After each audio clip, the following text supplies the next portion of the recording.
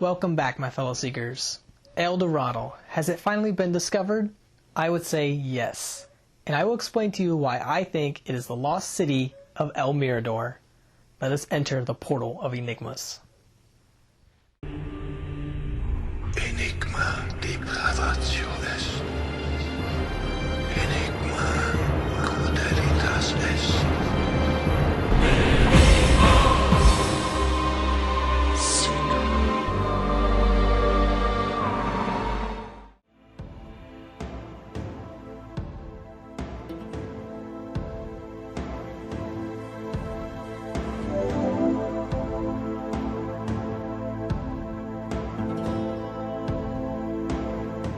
The problem with these legends, like many legends, is how literal people took the story in the past, to the point of it costing people's lives. Between 1531 and 1538, early explorers like Francisco de Orellana and the German conquistadors Nicholas Ferdinand and Georg von Speyer searched the Venezuelan lowlands and Colombian plateaus for El Dorado, subsequently followed by Philip von Hutten. But if they weren't interpreting the legend correctly from the start, then that causes a chain reaction for future explorers like Percy Fawcett in 1925, which ended up costing his life and others. So it's dangerous to take these legends too literal. Even the many natives that they ran across could have misinterpreted of what was most likely a basic rumor that yes, there were lost cities in the jungle, but no, they didn't know exactly where they were, or only where the local claims of gold were found. This is due to a lack of knowledge and technology, such as on cartography. But now we have modern technology, so we can piece together a more logical location for the birth of these rumors. The natives would have interpreted these legends to fit to their local lands, to the point that their understanding was that this was just a ritual of sprinkling gold dust on a king. But that is just one aspect of a legend, a hint. But more than likely these stories were passed down into South America from Central America, where the majority of the archaeological evidence is found of lost cities in the jungle, such as at El-Mirado.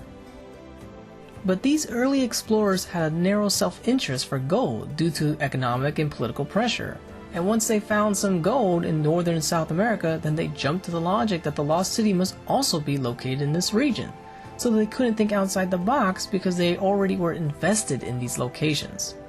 The natives too may not have realized where these stories of lost cities in the jungle came from due to their narrow perspective. Added that with mistranslation and distrust, and you end up wasting your life away draining a lake. That's just insane and illogical, but their pride creates this tunnel vision, leading to a false expectation. We now know that the Muisca people, who were not an empire like the Mayans or the Inca, in fact archaeologists argue more than likely the Muisca tribes got their gold from the Mayans and the Incas due to trading. So yeah, there really could have been a lot of gold in Central America, but by the time the Europeans came, it was dispersed all over the Americas. And a lot of that gold was actually an alloyed mix. It wasn't pure gold. It was just the color and its malleability that was attractive by the natives, because it also was associated with the sun god, symbolizing the supernatural. If we look at one of the clues, such as what Percy Fawcett found in a library in Rio called Document 512, from an unknown Portuguese explorer who stumbled upon the ruins of a lost city.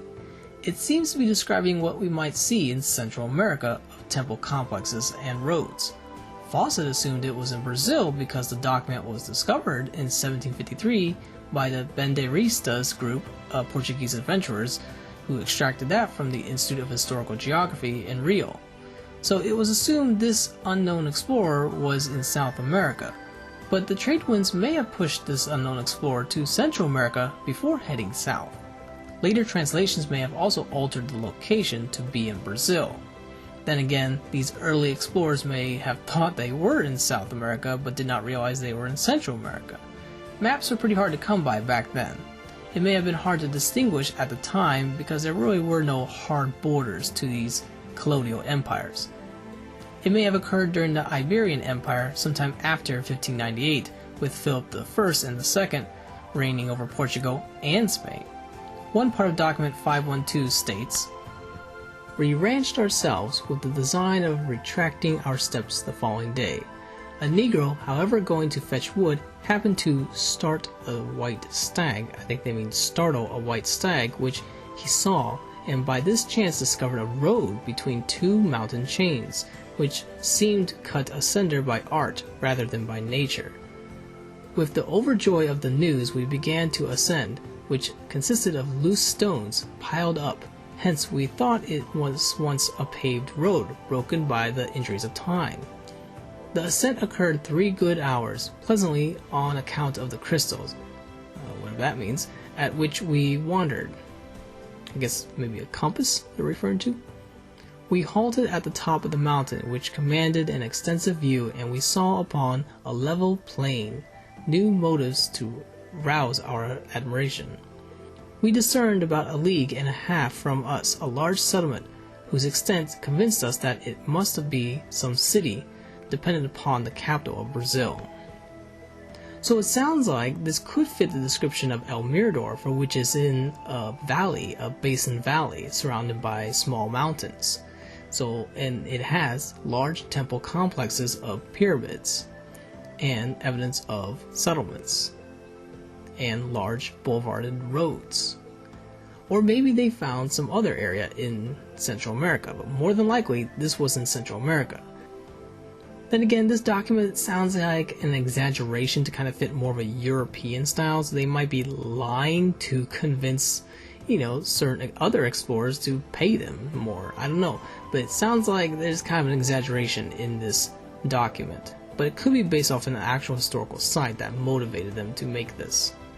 It's sad to think that if Percy Fawcett hadn't had such a racial spiritual ideology inspired from the occultist Madame Blavatsky and others, he might have had a more rational idea on the legend and could have been the one to discover El-Mirado, which was discovered just 1 year after his disappearance in the jungles of Brazil in 1926. So all the way up to the 20th century, there really were still lost temple complexes to be found, such as at Machu Picchu in 1911. So Percy Fawcett was right all along that there still were cities in the jungle to be found, just not necessarily where he was looking and not at his level of expectation. But he did inspire others to research these sites, which led to the discovery of terra preta, a man-made soil, which may have its origins in Central America but was greatly expanded throughout South America, allowing settlement patches in the jungles along the Amazon River. Also, the geoglyph earthworks in the Amazon that they found is not evidence of a lost advanced city. There were no pyramidal complexes or temples, just enclosed settlements with earthworks. It simply was not conducive for large architectural structures like we see at El-Mirado, with its largest pyramid being La Danta. La Danta stands only about 72 meters tall, or a little bit higher than half the height of the Great Pyramid of Egypt. It's not megalithic architecture, but a limestone brick layering plaster style with a more complex detailed terracing. It's not the size of La Danta and the other pyramids, but the sheer number concentrated in the El-Mirado basin, and the potential age of this site, and possibly its mythological connection with biblical events, as Dr. Richard Hansen explains. And here's his name. We call this guy, there's a sky element here, so it's two-hand or two-legged sky. And then it says Kul Kanahau, Sacred Lord of Kan. Then another day and a month, and the verb, and then a title. It says Kalam Te, and the highest title you can have. This guy here, the second king, is his name and his title. His name, and the second king here was one of these Kalam Te lords. The king of kings or emperor of emperors. Then it has another day name, and he grasped and a name right here. Sacred Lord of Kan. Another day and a month, and the verb, and the name, and the Sacred Lord of Kan. Day, month, verb, name, Sacred Lord of Kan. And it keeps on going through all. Here's the Kan. The last king is this guy right here. And he also is a Kalam Te. That's the same glyph here as you see over here. And these are the two kings of all the sequence that are the king of kings. They must have been real proud, had tremendous prowess originally. These are the guys that we believe now to be pre-classic kings. These are not the king. This pot was painted, these pots were painted about 700 AD, but the sequence starts in 392 BC. Oh. So these are the pre-classic kings, and they're buried here somewhere. We don't know what, but they're buried here. And they're not looted. They're not looted. From that period. Yeah. 1,000 years. Yeah, 1,000 years later. Wow. Somewhere out there. Yeah, here. and they're not looted. We know that from the...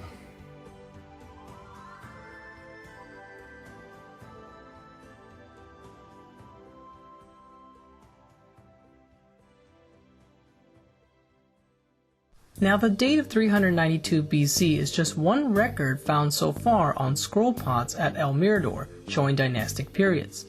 But some carbon dating of artifacts pushes the date to 600 BC, so there could be more of these scroll pots with dynastic periods.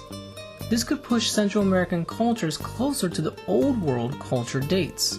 And there's another interesting clue to consider that archaeologist Richard Hansen points out. So, Richard, now I can sense here that there is a pattern, but something's missing. What am I missing? Well, there is a pattern, Morgan. There's a definite pattern here, and it's consistent through centuries of time. There's one big building over here with a stairway facing inward. Another building over here with a stairway facing inward. Okay, and that third one, what? The third one is right in front of us. There's the third structure. It's been dismantled, of course. It's gone now. But the big building was right in front of us. It was as high or higher, which was built to make the triad, 3 stones. Richard and other experts believe this arrangement of stone temples is a deliberate echo of a triangle of stars in the constellation Orion. At the center of the 3 stars is a fiery nebula, a cosmic cloud of star creation. You know from contemporary Maya that there is a celestial hearth, the end star of Orion. It's in the constellation of Orion. Even today, when the Maya light a traditional fire, they begin by planting 3 stones. A fire of creation emanates from their center, just as it does with the triad of stars in Orion. You're telling me that the Mayans got this triad, this manifestation of creation, from the constellation Orion? It looks like this is what they were looking at. We know that they were very aware of 3 primary stars. So the Maya were able to replicate that pattern with these 3 stones in these 3 structures, and that is replicated over and over and over again. They're tying us to the heavens. They're letting us see the creation symbolically.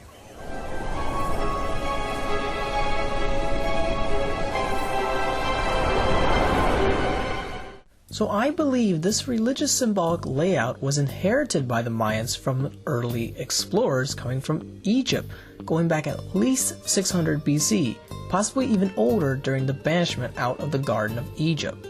The legend of Cholula seems to also hint to something biblical in origin, as well as the Mayan creation story, which has parallels to the Egyptian story. In Egyptian mythology, Osiris was created and was the first ruler of Egypt. He was popular with his subjects, but his brother Seth was jealous of his popularity, so he plotted against him, deceived Osiris, and killed him. This kind of echoes back to either the Cain and Abel story, slightly, which is where maybe the Jews got the idea but then changed the stories. Seth then cut his body into 14 pieces and spread the pieces throughout Egypt, including his penis. When Isis, wife of Osiris, learned her husband was killed, she searched Egypt looking for his body parts. She found all but one part, and using magic she put his body back together and wrapped him in bandages. During the process of putting him back together, Isis breathed life back into Osiris' body and became impregnated, conceiving their son Horus. The young Horus went out to battle his uncle Seth and avenge his father's death. After a series of contests and battles, neither god was able to secure an overall victory.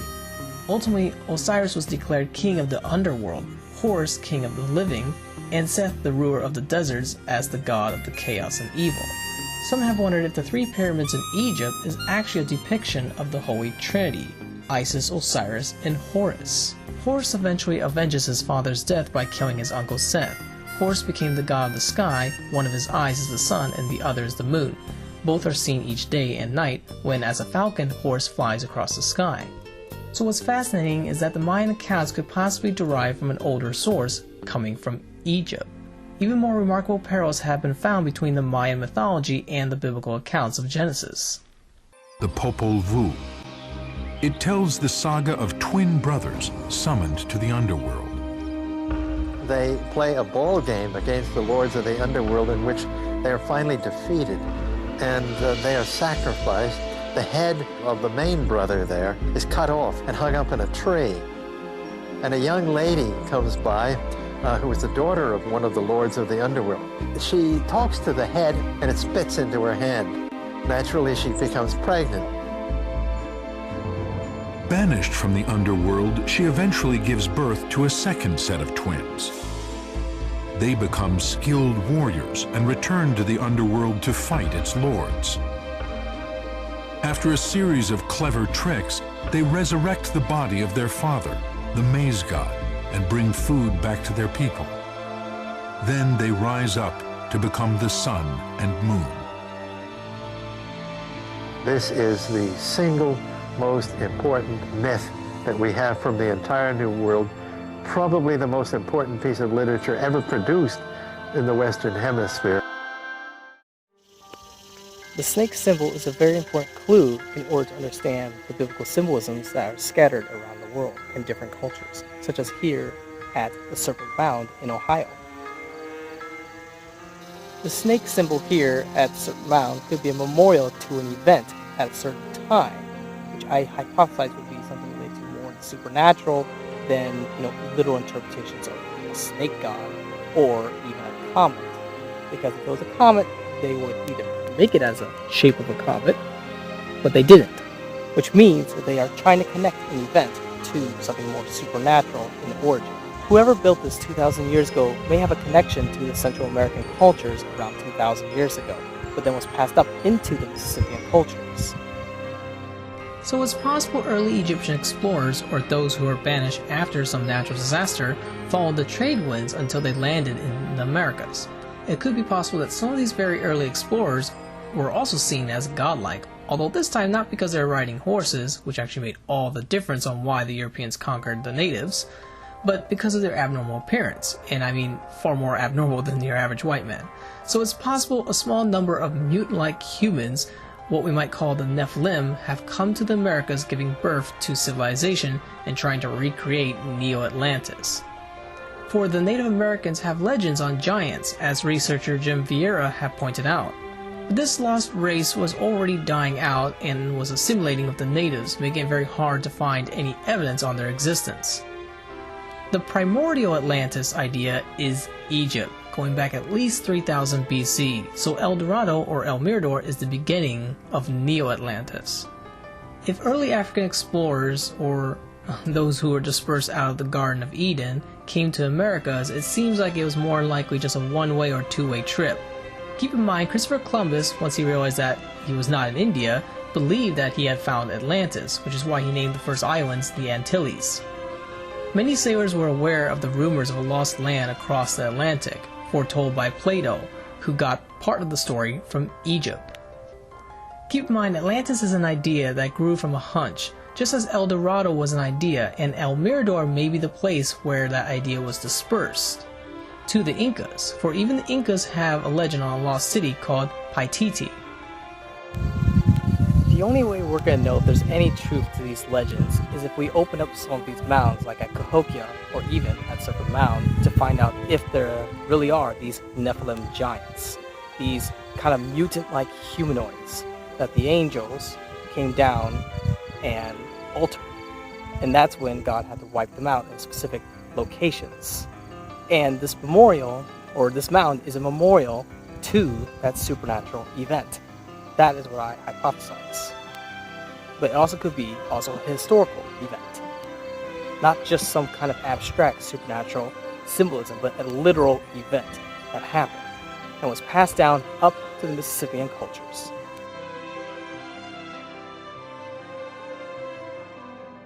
So El-Dorado can be found if we only blaze the right trail. This has been Enigma Seeker. Keep seeking those enigmas.